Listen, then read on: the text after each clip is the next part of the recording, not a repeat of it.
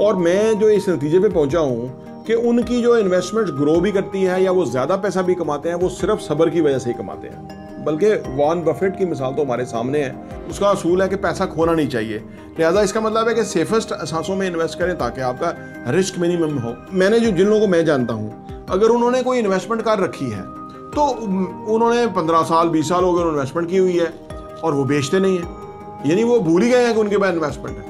मेरे ख्याल से अगर आप ज़्यादा वेल्थ क्रिएट करना चाहते हो तो इस फार्मूले को अडॉप्ट करें, वहाँ से इनकम जनरेट करके नए असासे खरीदें, क्योंकि ये बाइंग टाइम है, कुछ और भी खरीद लें ताकि आपका जो पोर्टफोलियो है वो इजाफा हो जाए। ये मैं इस तरह से सोचता हूँ जो मैं आपसे शेयर कर रहा हूँ।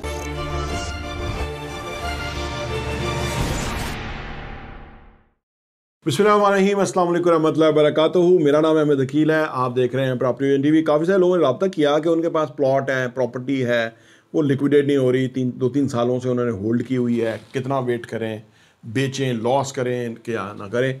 इन तमाम मौज़ूआत पे आइए बात करते हैं।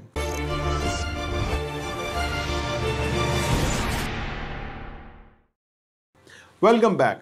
देखिए जी, जो दुनिया के ज़्यादा अमीर लोग हैं ना, उनकी जो इन्वेस्टमेंट हैं वो बेतहाशा इन्वेस्टमेंट्स उनकी होती हैं।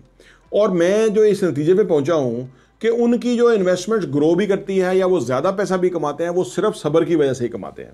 बल्कि वॉरेन बफेट की मिसाल तो हमारे सामने है, जो कि इतना अमीर नहीं था, हालांकि 12 साल की उम्र में वो काम पे लग गया था, तो 15 साल की उम्र में वॉरेन बफेट ने इन्वेस्टमेंट शुरू कर दी थी, लेकिन वो फिर भी 70 ईयर्स तक भी इतना अमीर नहीं होगा। 73 ईयर्स पे जाके उसका पैसा जो है ना, वो जब कंपाउंड हुआ, कंपाउंडिंग तो आप समझ चुके होंगे ना, कि यानी कंपाउंडिंग का मतलब ये होता है कि आपने एक इन्वेस्टमेंट की, वो इन्वेस्टमेंट के ऊपर प्रॉफिट आता है, और कभी 2 साल या 3 साल, अगर 25% प्रॉफिट हो एनुअल तो 4 सालों में, अगर 20% एनुअल प्रॉफिट हो तो 5 सालों में, तो इससे नीचे हो तो फिर साल बढ़ा लें, तो वो पैसा डबल होता जाता है। कंपाउंडिंग का मतलब है डबल। तो 73 ईयर्स में जाके वॉरेन बफेट का पैसा जब कंपाउंड हुआ तो वो दुनिया का नंबर 1 अमीर इंसान बन गया। वो बड़ा एक हैरानकुन था। एट द एज ऑफ 73 एक बंदा इतना अमीर हो गया। तो इस सारे केस, इसकी सारी की केस स्टडी आप देखें ना, तो वो 2-3 बातें उसमें से निकलती हैं। वॉरेन बफेट नंबर 1 तो ये कहता है कि नेवर लूज योर मनी। उसका असूल है कि पैसा खोना नहीं चाहिए, लिहाजा इसका मतलब है कि सेफेस्ट असासों में इन्वेस्ट करें ताकि आपका रिस्क मिनिमम हो। दूसरा वो कहता है कि जब लोग बेच रहे हों तो आप खरीदें, और जब लोग खरीद रहे हों तो आप बेचें। तो यानी दुनिया जो कर रही है उसके दूसरी तरफ आपने होना है। तो ये उसकी एक फ़िलासफ़ी है जिसके ऊपर उसने काम किया। तो तीसरा जो सब्र का पहलू जो है वो तो है ही है। तो ये चंद पहलू हैं कि जिससे उसकी वेल्थ जो है ना बहुत बड़ी, ठीक है। तो आप अगर फर्ज करें, जिन लोगों को मैं जानता हूँ, अगर उन्होंने कोई इन्वेस्टमेंट कर रखी है तो उन्होंने 15 साल 20 साल हो गए इन्वेस्टमेंट की हुई है और वो बेचते नहीं है, यानी वो भूल ही गए हैं कि उनके पास इन्वेस्टमेंट है।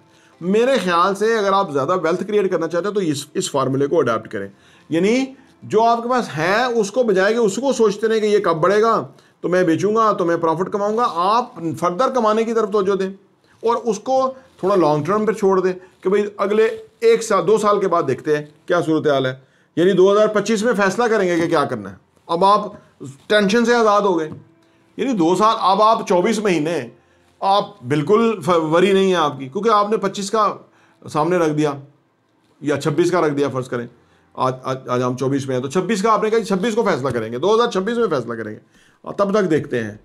अब आपने पेमेंट की हुई है, एहसास आपके पास है, डेफिनेट वो बढ़ना है, मार्केट उठनी है, वो किसी वक्त उठ जाती है। ये नहीं कि आप बिल्कुल ही 26 में से पहले देखें ही ना, लेकिन ज़हनी तौर पर आप तैयार हो जाएं कि भाई 2 साल 24 महीने वेट करना पड़ेगा, जो कि मार्केट की सरताल चल रही है। तो आप अपने काम पे फोकस करें, वहाँ से इनकम जनरेट करके नए असासे खरीदें, क्योंकि ये बाइंग टाइम है, कुछ और भी खरीद लें ताकि आपका जो पोर्टफोलियो है वो इजाफा हो जाए। ये मैं इस तरह से सोचता हूँ जो मैं आपसे शेयर कर रहा हूँ।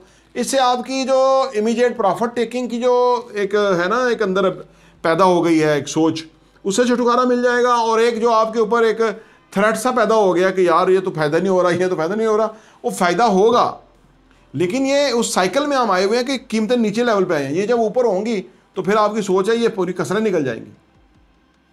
तो मैं आपके सामने ये बात रखना चाहता था कि ये जो है ना, मेरे पास खुद लिक्विडेट की रिक्वायरमेंट है, लेकिन इस वक्त चीज़ें नहीं लिक्विडेट होती, तो उसमें मकाम शुक्र है कि अल्लाह ने हमारा जो सरमाया है उसको महफूज किया हुआ है। इस तरह सोचने का वो है ना, कि लोगों के पास तो वो चीज़ें भी नहीं है। अगर अल्लाह ने हमारे अभी अल्लाह नहीं अलाउ कर रहा कि हम उसको लिक्विडेट करें या उसको बेच के इनकैश करें क्योंकि कीमतें अच्छी नहीं हैं, तो ये उसके फ़ैसले हैं, उस पर हमें शौकर होना चाहिए। हमें अल्लाह का शुक्र अदा करना चाहिए कि हमारे पास असासे हैं, प्रॉपर्टी है, बजाय कि इसको हम पैनिक और परेशानी का बायस बनाएं। बिल्कुल ऐसा नहीं करना चाहिए। शुक्रगुजारी का मकाम है, शुक्रगुजारी करें, और अगर कोई और असासे क्रिएट कर सकते हैं तो वो क्रिएट करने का टाइम है। जब तेज़ी होगी तो फिर क्रिएट नहीं हो सकेंगे। फिर उस वक्त जो बंदे रियलाइज़ करते हैं कि यार मैंने कोई 2 और ले लिए होते, एक चीज़ मैं और ले ली होती, मुझे मिल रही थी, बंदा तरले कर रहा था, लेकिन मैंने ली नहीं, आज ली होती तो देखो कितनी कीमत 3 गुना हो गई है। ऐसा होता रहा है, ऐसा होगा आने वाले टाइम में भी। इसके ऊपर आपको यकीन रखना है और आपकी ज़िंदगी आसूदा हो जाएगी। प्रॉपर्टी टीवी देखने का बहुत बहुत शुक्रिया।